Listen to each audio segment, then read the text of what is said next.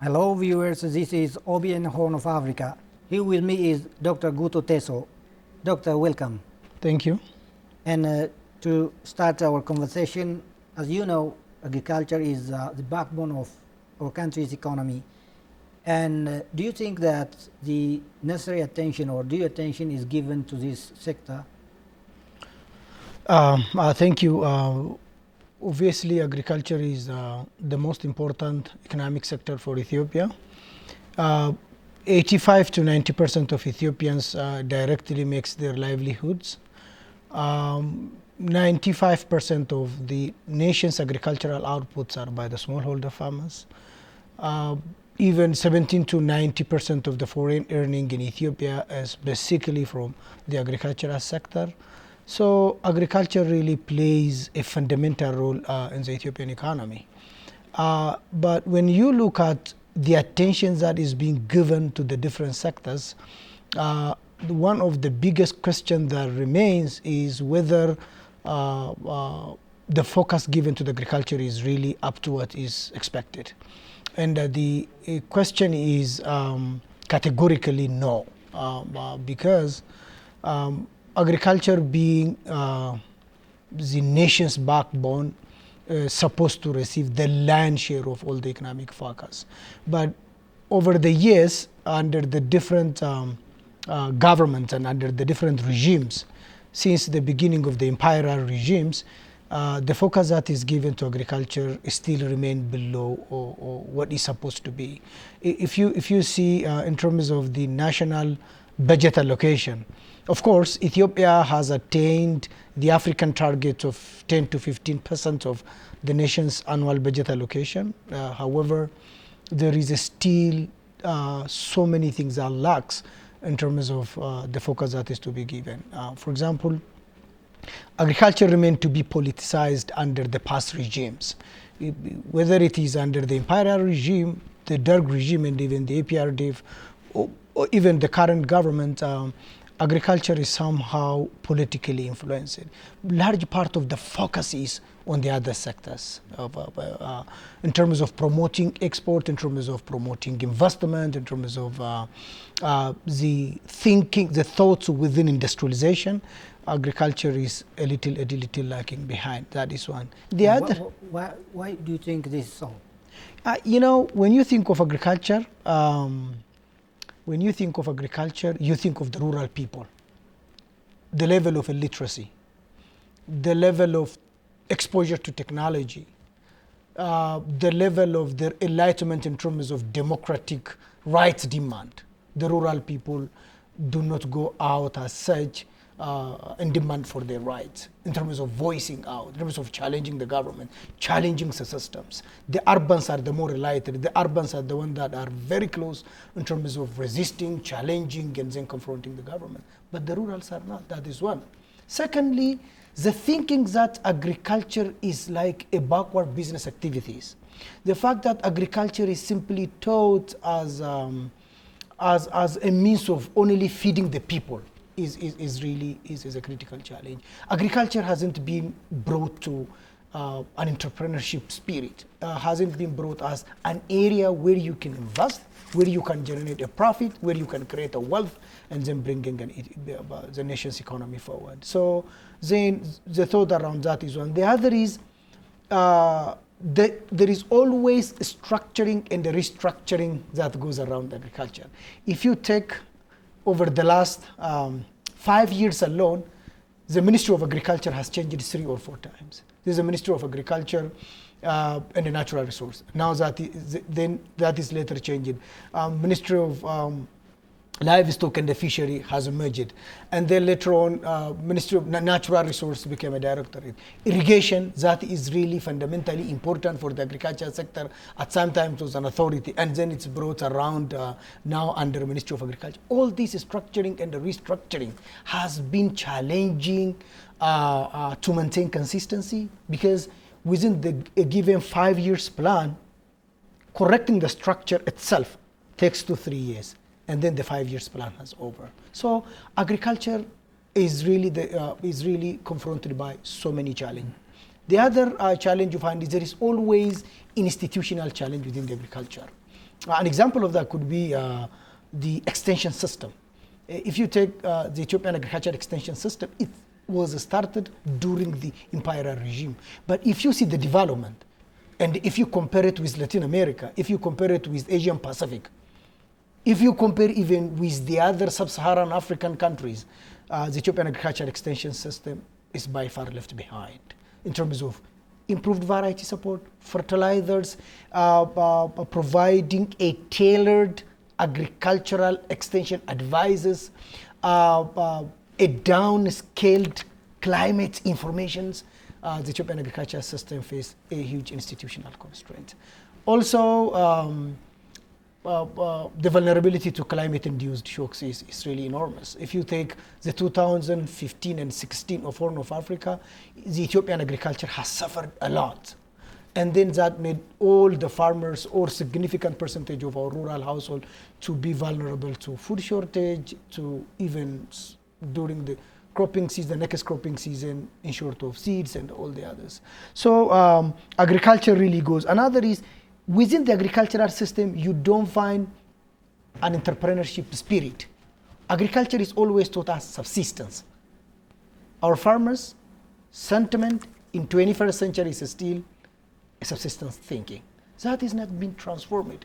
That is why, because the focus that is being given by the government, the energy, the resource, and the time that is invested in terms of rural entrepreneurship transformation is still far, far low. If you take statistics, for example, only 3% of Ethiopians were 3% of rural farm households were able to diversify their farm into non-farm activities, which means the possibility of transforming rural households from a subsistent thought to a business thinking, taking agriculture as a wealth creation, taking agriculture as a sector to make businesses is still far behind. And let us add also the recent challenges like the desert locust and also the coronavirus and so on, floods. These all are the constraints on the agriculture sector. What's your reaction on this? Yeah, this Ethiopian agriculture has been facing several climatic and non-climatic challenges. Some of the non-climatic challenge, for example, is the ongoing conflict, the displacements, wars have significantly impacted rural farm household. Our recent memory from the border between Oromia and Somalia, Oromia and Benishangul Gumuz, Amara and the Benishangul Gumuz has caused a displacement and a destruction to a large size of agricultural farm. The whole value chains, the whole agricultural operations were significantly impacted. So that is why our agriculture is unable to. The same happened during the Derg regime. The same happened during the EPRDF, and the worst during the imperial regime. In terms of conflict, displacement, eviction, those has been significantly impacting the rural farm to sustainably operate on their land. That's one. The recent incidences like the climate change induced one, like the desert locust, it has really caused a massive devastation. In some of the places, 30% of the farm were lost to the damage that is caused by desert locust. You know, 8 months before, the United Nations agency has predicted that Ethiopia is going to encounter a desert locust. But the preparedness, the readiness to act wasn't being there to the level expected. We have a center on desert locust control in Ethiopia, but we waited 8-9 months until it arrives in Ethiopia, until it causes damage, and until our farmers suffer. So desert locust has caused a serious damage. By now, it has already impacted 6 regional states. It has caused a damage to many of the crops that are very close to harvest. So, and the coronavirus, which you have made several research on this issue. I have got an abstract that you have conducted research review of the impact of COVID-19 on economic growth of the country and unemployment that is followed by this coronavirus. Exactly. Then another challenge that has affected the agricultural sector as well, in addition to the industrial as well as the service sector, is the breakout of the coronavirus. And then how has the coronavirus impacted the agricultural system? One, when it came with the coronavirus, what it brought is the first reaction to the epidemic is social distance, and then stay at home, and then slow down all business movements and transactions. This will affect the movement of our smallholder farmers. This affected the movement of our wholesalers, our agricultural farm exporters. Now, when has the coronavirus, starting from January, February and March, the first case was in March in Ethiopia, and then the agricultural season started sooner after March has over. It means all the land tillage, all the seeding, the weeding, all the harvest, the packing, the input supply, the market system is really significantly impacted by the coronavirus. For example, we import fertilizer, we bring in improved varieties, we need to take it to the farmers because of the slowdown, and the command post that is being launched following the outbreak of coronavirus has really made the social distancing, the market case to slow down. This all impacted the rural farmers to stay at home, not traveling to the marketplace to get the right input at the right time. You know, in Ethiopian case, all the seeding, all the weeding are through communal labor mobilization. We call it a double or whatever. It means you need to mobilize 60, 50 people together to do the land tillage, to do the weeding. Now, during the period of coronavirus, that won't be possible. And you can. During the harvest season, for example, as the locust outbreak came, people needs to mobilize the labor and they go for harvest. But because of the coronavirus, that wasn't being the case. Then, what is much more impactful on the agricultural system is Ethiopia's leading exported agricultural product. Where do we export to? We send to China. We send to the Middle East. We send to Europe. What is the situation in China, in the Middle East, and Europe? Business closed down. Factories were closed. Our agricultural product serves as an input in the Eastern and Western industries. Including so the level of demand for our product has sharply slowed down. Then our foreign earning from agriculture, the smallholder farmers, the wholesalers, and then the exporters have all been impacted by the outbreak of coronavirus. And still the government is striving to reverse these all challenges and reforming the economy of the country. How do you evaluate the economy of this country as an economist, as a well-known economist? The Ethiopian economy, if you look at the overall Ethiopian economy, is one of the amorphous world economy. And you might say why. One is, you see, the number of years and the level it stayed in the primary sector, in the agricultural sector, was very long. You know, 30 years before, when somehow the regime took power, the APRDF took power, there were certain thoughts of developmental states economic model to follow. That was basically meant to industrialize Ethiopia through the promotion of the government, through an active play of the government as the lead in the economic sector. 30 years later, still agriculture is the dominant. And what is very surprising, the trend should have been from agriculture sector, under GTP1 and the GTP2, we were supposed to move to an industrialized economy. And then later on, as our economy flourished, as wealth is created, and then the foreign direct investment and domestic investment grows, we're supposed to go to the service sector. But what happened is the Ethiopian economy jumped from agriculture and it arrived on the service sector. Today, 40 or 41% of the GDP is contributed by the service sector. Education, health, transport, airline, tourism, sum up all, this service sector has taken over the industrial sector. Now, the Ethiopian economy cannot further grow at a double digits anymore. And the reason is our service sector do not have an industrial base. If you want to expand the hotel and the tourism industry, you don't have the industrial product. To put up a 5-star hotel, you need all the industrial product. but we don't have the industrial base. To go to into like a well-developed tourism industry, you need to have latest vehicles, latest technology. Those comes from the industry. We don't have an industrial base. Or the transportation sector. Why not? Why not? That, you see, the problem is our economy jumped from the agriculture into the service sector. Why has it jumped? Because it was very easy to harvest wealth from the service sector. You see, when it is a hotel and tourism, once you put up a hotel, it's a done.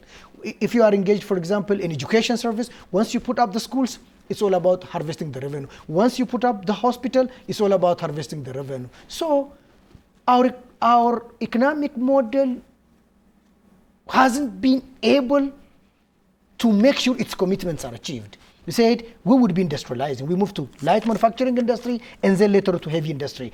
Industry takes several years to get your revenue.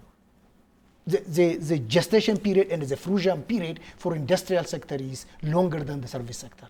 So our investors do not want to pay all that price, wait the next 5, 6, 7 years to start earning revenue. Because if you put up a big metallurgical industry in Adama, the first year would be like processing all the legal process. The second year could potentially be land clearing. The second, the third, and the fourth year would be putting up the building. The fifth year might have been planting all the machineries. Probably you start production in the fifth or the sixth years. And then none of our investors would like to see that.